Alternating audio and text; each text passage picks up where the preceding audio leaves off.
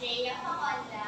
At ito po ang aming malasuping pagkaya. Do ako man tanang makurog Sa sa pinili ilo. po na may paksang pagpapahayag ng damdamin ni Dean at reaction. Kaya rin po Ginahangyo ko ang tanan sa pagtindog para sa atong pangamuyo. Let's bow down our heads and let us pray. Thank you, Lord, for this day. In Jesus' name we pray. Amen. Magandang umaga, mga bata. Magandang umaga, teacher. Bago kita magpatuloy, masaot anay kita. Magaling, mga bata. Bigyan niyo ng very good clap ang inyong mga sarili. 1, 2, 3. Very good, very good. Subong, ginahangyo ko nga ang tanan nga kaon ng mga basura nga ayara sa inyong mga idalon sang bangko kag pwede na kamo magkumpo. Madamong ang salamat. Magsabat ng present kung ara ka magsubong. Magaling, wala sang may absent subong. Sa liwat,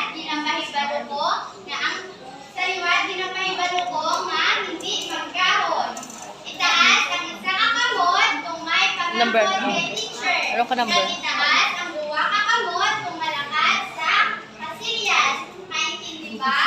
Opo, teacher. Subong may obrahon kita. Wala. Ano na kasi lang pangayo ko sa internet ko talaga itipid talaga sa kasulina. Pagtuloy kung ano nga retsagon ang yara sa mga laragway.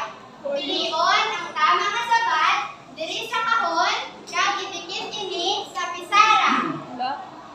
Magaling, mga bata, tama ang inyong mga sabat. Bigyan niyo ulit ng very good clap ang inyong mga sarili. 1, 2, 3. Very good, very good, very good.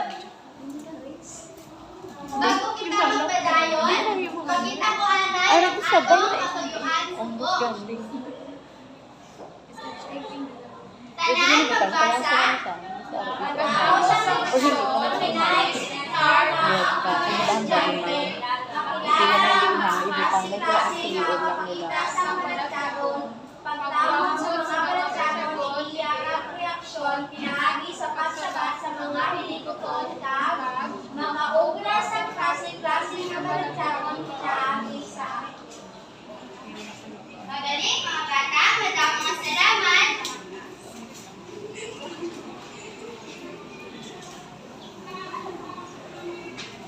Sa apat na laragway sa atong activity kagaina, ano ang buod silingon sa mga laragway? Magaling, Aileen, amuni ang atong mga balatsagon. Nakabatsak ba kamo sa subo, lipay, aki, nagkadlo? Subo. Opo. Ang atong pag-istoryahan subong ay ang Wala, lagi ko sa sarili ko, nadula ko. Nadula ka lang ko. Naglaga. ay ang balatsagon. Ang balatsagon ay ginatawag Kamo first? kanina Kamo gidon. na kung saliin Kamo personal gidon. na sabat sa isang tao, bagay o mga natao. Nabatsagan sa ini depende sa nakatabo sa atong kinabuhi.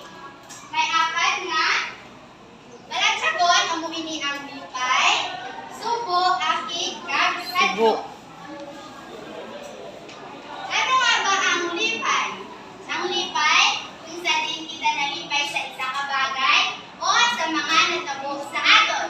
Halimbawa, nalipay si teacher kung may bago siya nga kampangan. Nalipay si teacher kung kapamati ang iya mga estudyante. Kamu ba? Nalipay ba kamo kung may bago ka mga hampangan? Apa!